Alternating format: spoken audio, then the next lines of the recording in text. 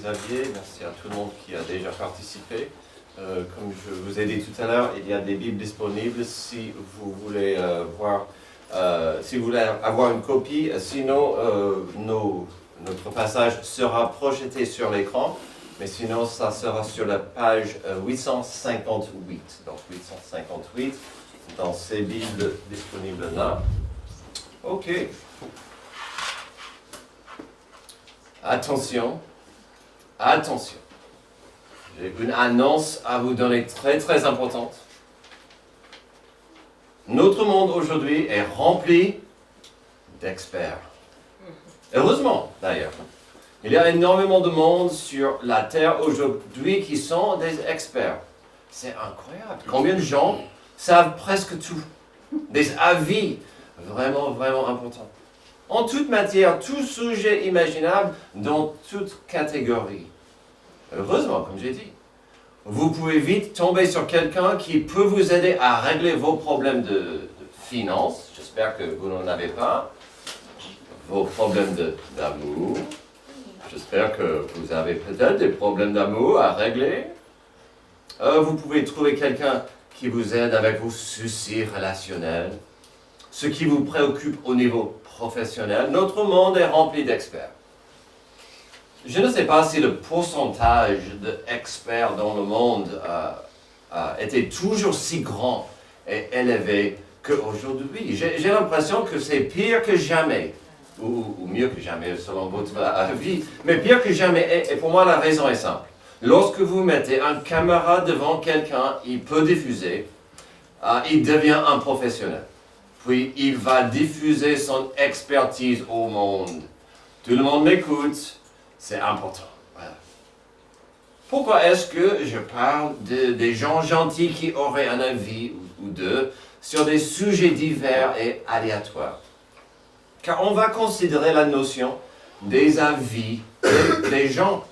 Considérons deux avis opposants, si vous voulez. D'accord? Brièvement, on prendra deux positions différentes pour voir si l'une d'entre elles n'est pas la plus importante. Voici la question. Quel moment dans notre histoire planétaire est plus important? Le début de notre planète ou sa fin, la fin de notre planète? Si vous demandiez à quelqu'un quel est le moment le plus important de l'histoire de l'humanité, vous obtiendrez probablement une de ces deux réponses. Certains pointeraient vers le commencement, vers nos origines. Ils parleraient de la naissance de l'univers, de l'émergence de la vie, du moment où l'humanité a pris son premier souffle. Que ce soit décrit par la science, le début, ou par les Écritures saintes, il y a quelque chose de profondément captivant dans la question de savoir de où nous venons. Les origines comptent, elles façonnent notre identité, elles aident à décrire qui nous sommes. Mais d'autres pourraient dire que ce qui compte vraiment, ce n'est pas le commencement, mais c'est la fin. En ce moment, cela semble plus proche que jamais. Ça me gêne de le dire, mais la fin pourrait être aujourd'hui. Les conversations sur l'avenir ne sont plus seulement théoriques. Les gens s'inquiètent de la fin de la civilisation, de la fragilité de notre monde, de l'incertitude de ce qui nous attend. Quelle que soit la manière dont cela arrive, déclin lent, ou effondrement soudain. La question de la fin a tendance à nous saisir plus fortement que celle du commencement. Parce que la fin détermine tout. Elle nous dit si au bout du compte, l'histoire avait un sens. Ou est-ce qu'on a gâché notre planète? Alors, qu'est-ce qui est le plus important? Le commencement ou la fin? Notre début ou notre destinée? Mais si ce n'est ni l'un, ni l'autre.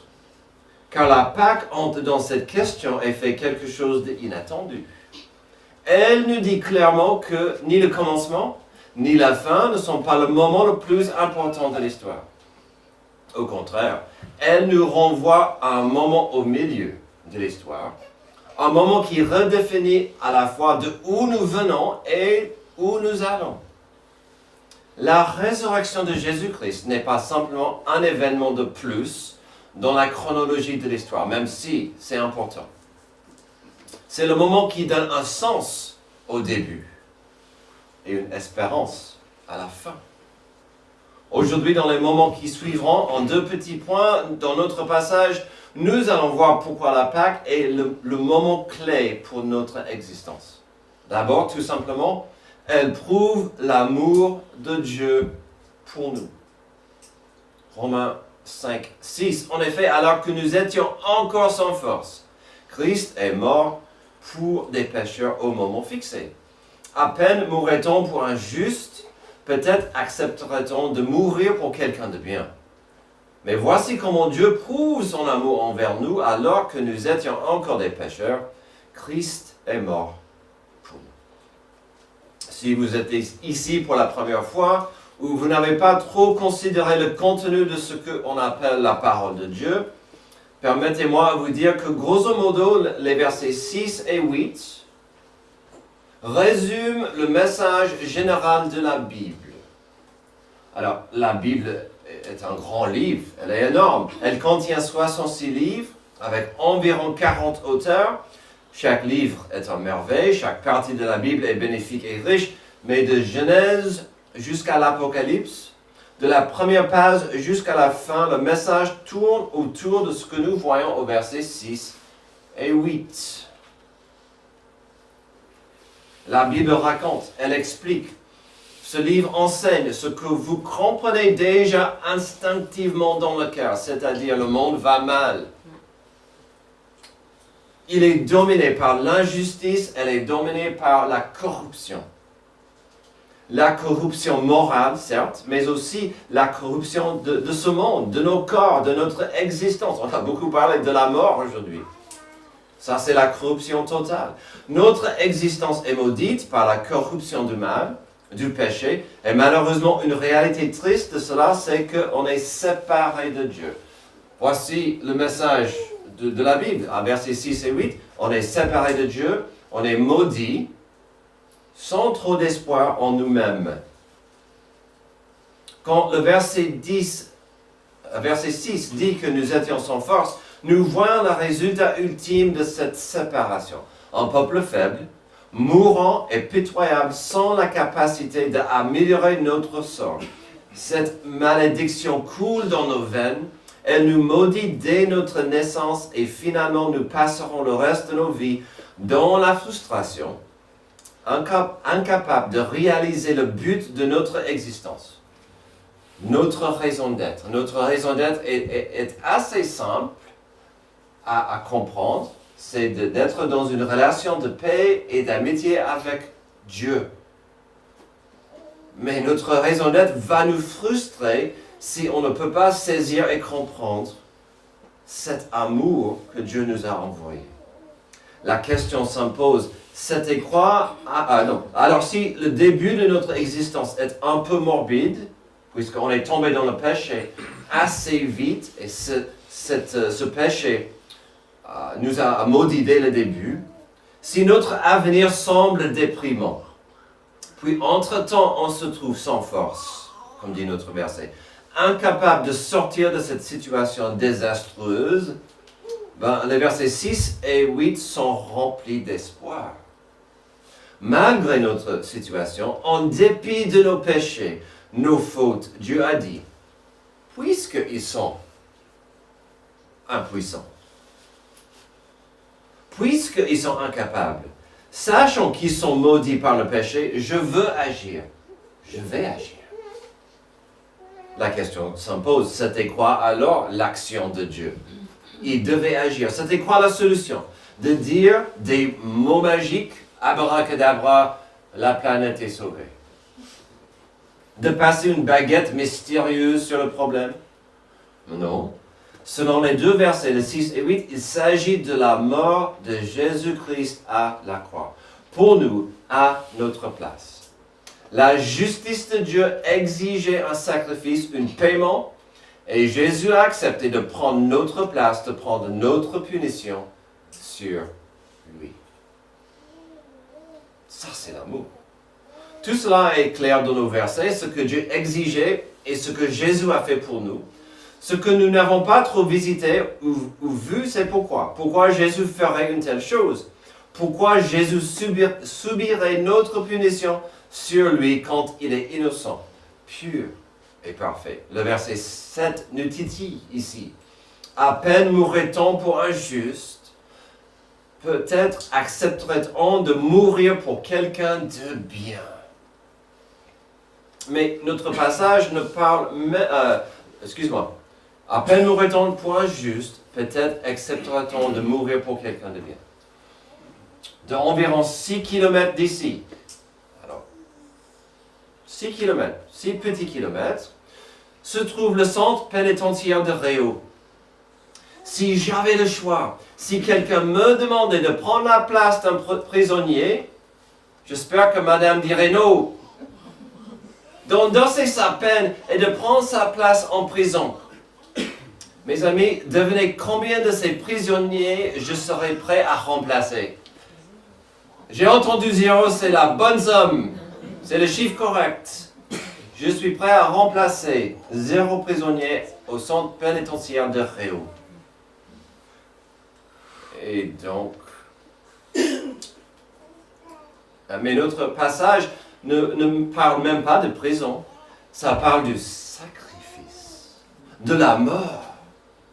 Le verset 7 dit-le clairement. À peine mourrait-on pour un juste, peut-être accepterait-on de mourir pour quelqu'un de bien.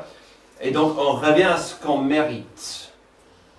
À ce qui est envisageable dans un cas extrême. Mais le verset 8 nous dit que la preuve de l'amour de Dieu pour nous, c'est qu'au moment propice, au moment d'intervenir et d'agir pour sauver une planète pourrie de péché, Jésus-Christ a dit, oui, prends-moi, je le ferai.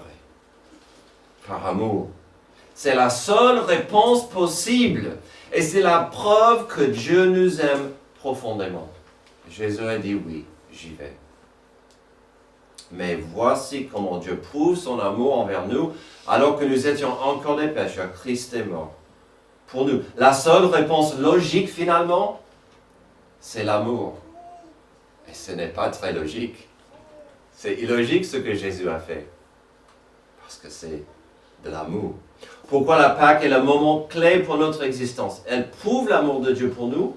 Deuxième, elle prouve la puissance de l'amour de Dieu. Verset 9. Puisque nous sommes maintenant considérés comme justes grâce à son sang, nous serons à bien plus forte raison sauvés par lui de la colère de Dieu. En effet, si nous avons été réconciliés avec Dieu grâce à la mort de son Fils, lorsque nous étions ses ennemis, j'aime bien la suite, nous serons à bien plus forte raison sauvés par sa vie maintenant que nous sommes réconciliés.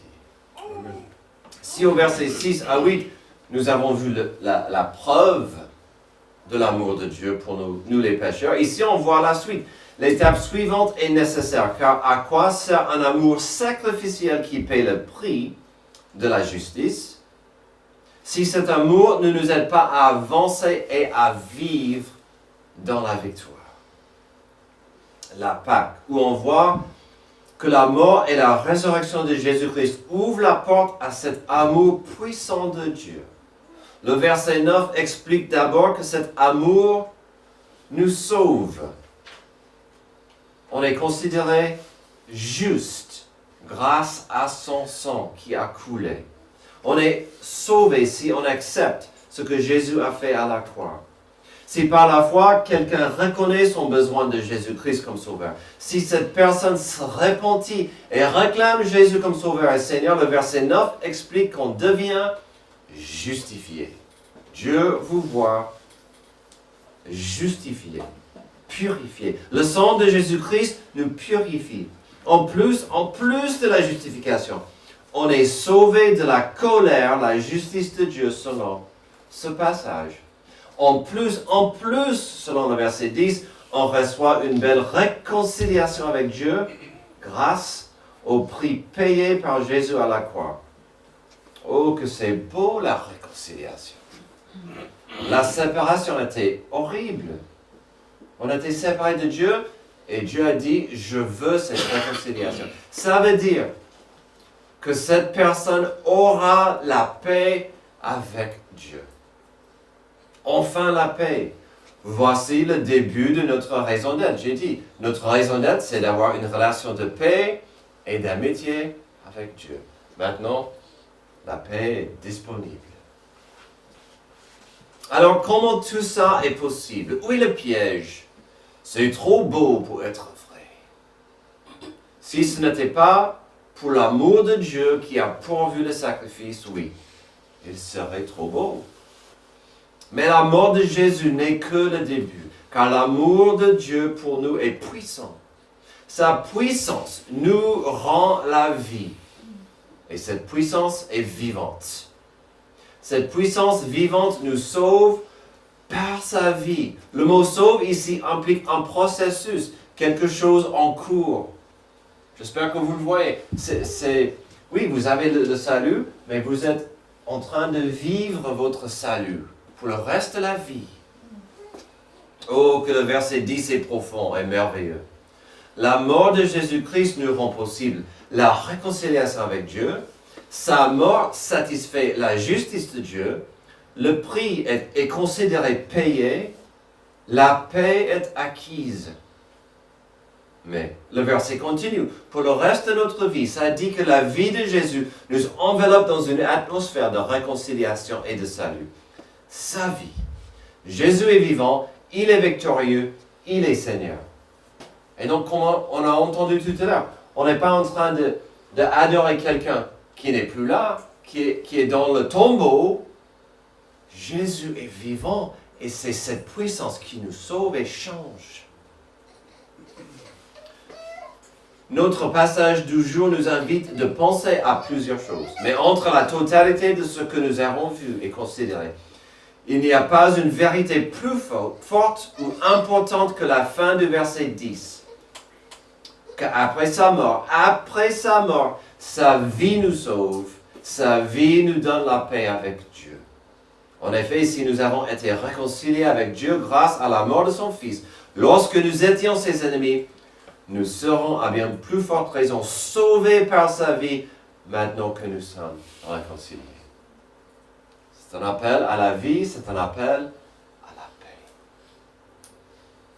Il y a aujourd'hui des milliers de religions au monde. J'ai vu récemment un chiffre qui disait environ 4000 religions. C'est un peu beaucoup. Certains athées, par exemple, diraient que ça ne prouve rien. Mais ça montre que certains gens ont besoin d'une béquille pour vivre. Voici une façon de voir les choses. D'autres comme moi diraient qu'au moins ça montre que certains gens comprennent que nous existons afin d'appartenir à quelque chose de plus grand que nous. Que cet univers est vaste, il doit y avoir un créateur, un être divin. Mais entre des milliers de religions au monde, combien peuvent à la fois expliquer notre raison d'être ainsi que de fournir une relation de paix avec Dieu? Gardez vos 4000 s'ils ne montrent pas la vérité, la paix, le salut d'un Dieu vivant.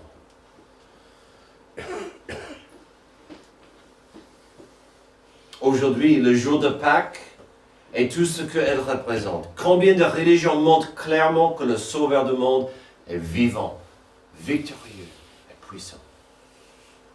Le tombeau vide crie à haute voix le verset 10. En effet, si nous avons été réconciliés avec Dieu grâce à la mort de son Fils, lorsque nous étions ses ennemis, nous serons à bien plus forte raison sauvés par sa vie maintenant que nous sommes réconciliés. Tout au début, je vous ai demandé de considérer deux camps.